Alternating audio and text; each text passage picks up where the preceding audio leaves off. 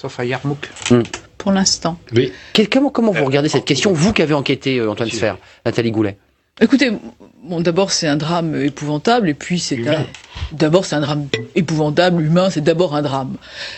Ensuite, c'est une xème manifestation de l'impuissance complète de la communauté internationale.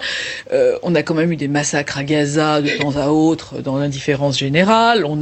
Tout ça est quand même assez pathétique. Et quand on s'y intéresse, c'est un crève-cœur quotidien de se dire, mais on fait quoi? Parce que, les discours et les résolutions à l'ONU, vous savez comme moi que ça ne vaut pas grand-chose. Il y a de l'impuissance, il y a quoi? Et puis il y a un manque de volonté politique qui est toujours le même depuis la nuit des temps, et depuis très très longtemps en tous les cas. Alors moi je voudrais juste revenir sur un point, parce que le rapport n'a pas abordé le problème des minorités et des chrétiens d'Orient en particulier.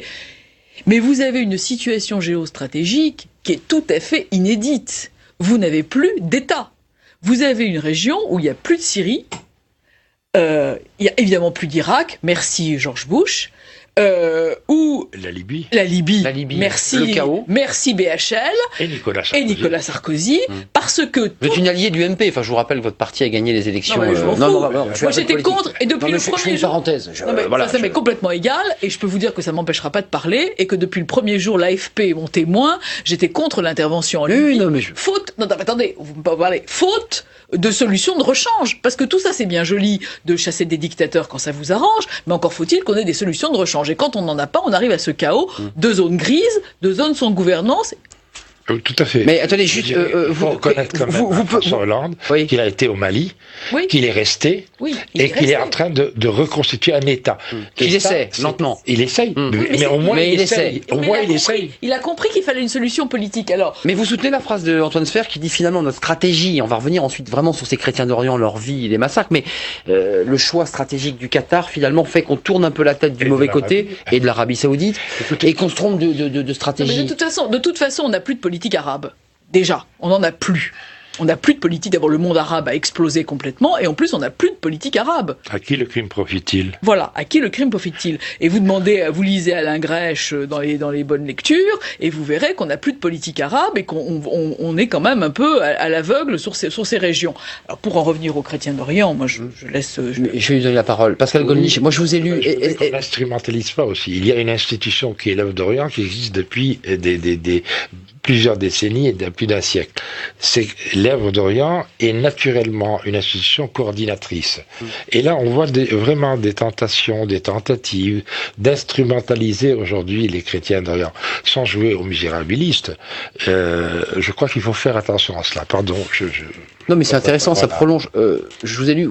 Est-ce qu'on peut parler de génocide? Est-ce qu'on peut utiliser ce mot? Est-ce qu'il est... Bon, c'est un mot très fort, historiquement. Est-ce qu'on peut considérer ce soir que la pression des islamistes radicaux, on a cité d'autres groupes que Daesh, Al-Qaïda, Al-Nusra, est-ce qu'il y a une volonté dans le temps, d'éradiquer les chrétiens de cette zone?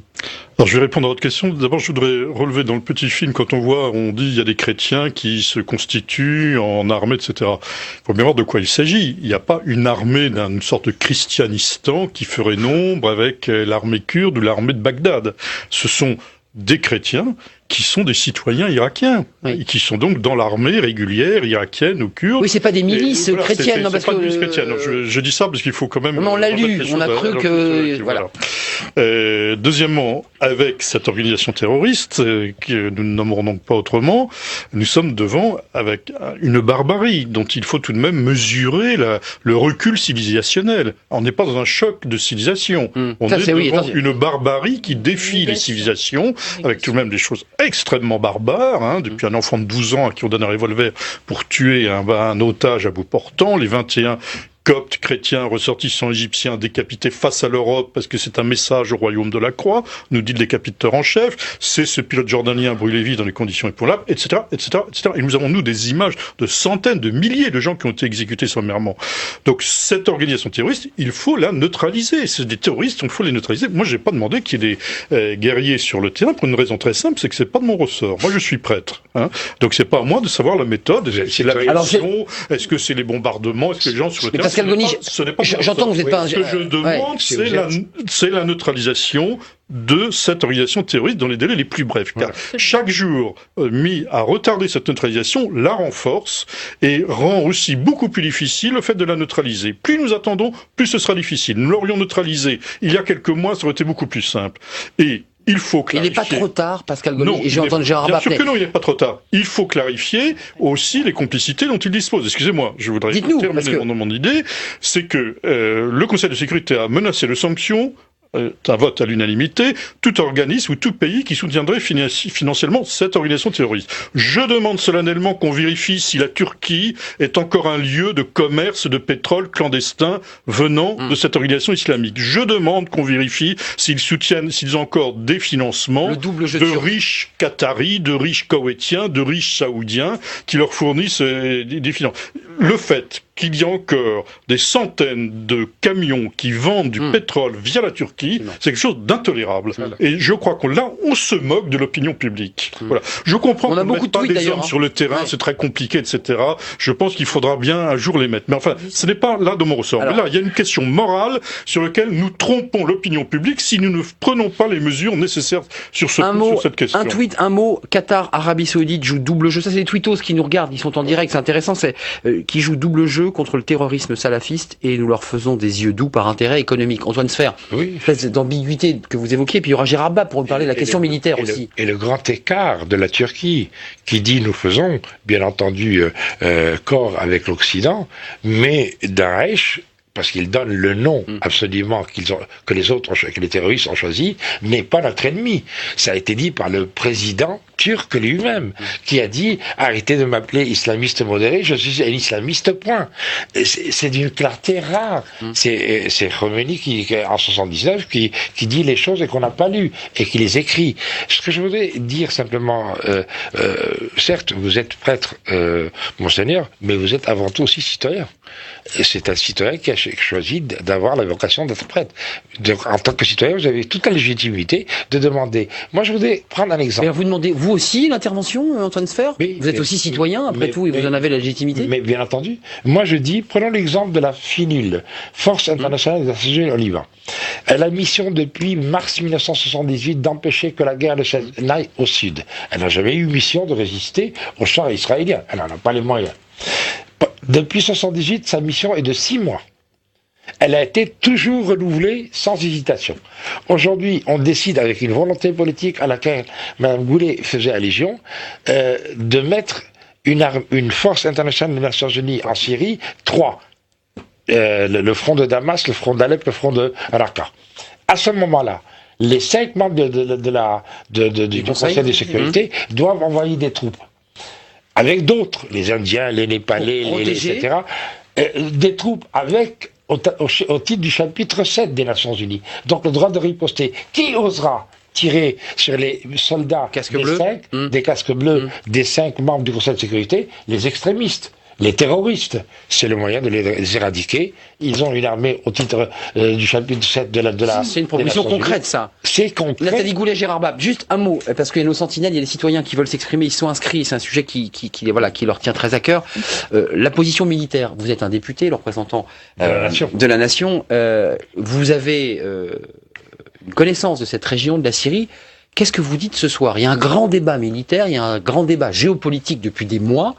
François Hollande, on s'en souvient, avait souhaité une intervention militaire, il n'avait pas été suivi par les Américains, histoire ancienne. Est-ce qu'aujourd'hui, nous sommes, nous aussi, les pieds au bord du précipice et qu'il faut rapidement intervenir ? François Hollande avait souhaité une intervention militaire, mais c'était pour punir, selon ses propres termes, le régime syrien de Bachar el-Assad pour avoir utilisé... des armes chimiques. Semble-t-il utiliser des armes chimiques, bien que ce régime le nie.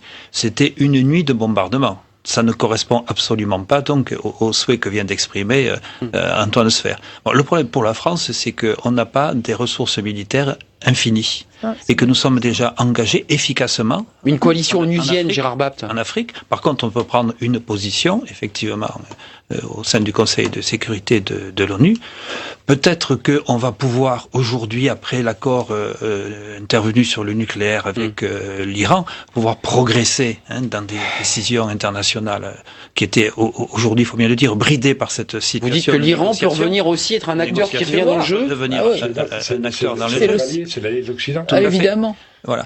Et puis ensuite, sur le plan militaire, je crois qu'il faut s'appuyer, bien entendu, le plus possible sur tous nos alliés contre ces djihadistes. Mais j'entends Monseigneur Gollnisch qui dit il y a urgence, il faut aller vite.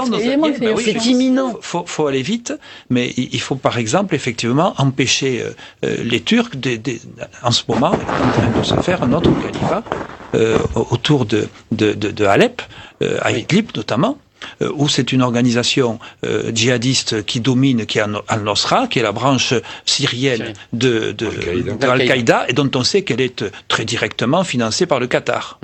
Donc vous rejoignez la stratégie, ou en tout cas les critiques d'Antoine Sfer sur notre stratégie et celle du ministre des Affaires étrangères. Nous sommes en train en Syrie de voir se constituer des pôles tenus par des forces adverses, et on est en train de se reconstituer en Syrie, si on n'y prend pas garde, la situation libyenne.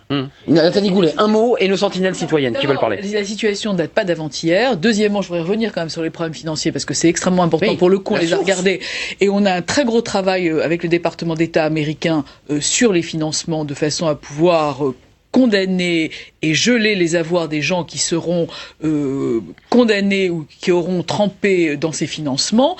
Et moi, j'étais à la frontière en Turquie, à la frontière syrienne, dans les camps près de Gaziantep, etc. Et on voit bien comment se fait le trafic, parce que les postes frontières sont aux mains des terroristes. Et donc, si vous voulez, tout ça est un ensemble sur lequel, encore une fois, à la fois pour sanctionner ceux qui financent, ceux qui trafiquent et ceux qui en profitent, vous avez complètement raison, c'est encore une question de volonté politique et d'affichage. Et l'Iran est évidemment notre allié dans cette région. Un mot, parce que j'aimerais vous donner la parole à nos sentinelles. Je crois qu'il faut éviter quand même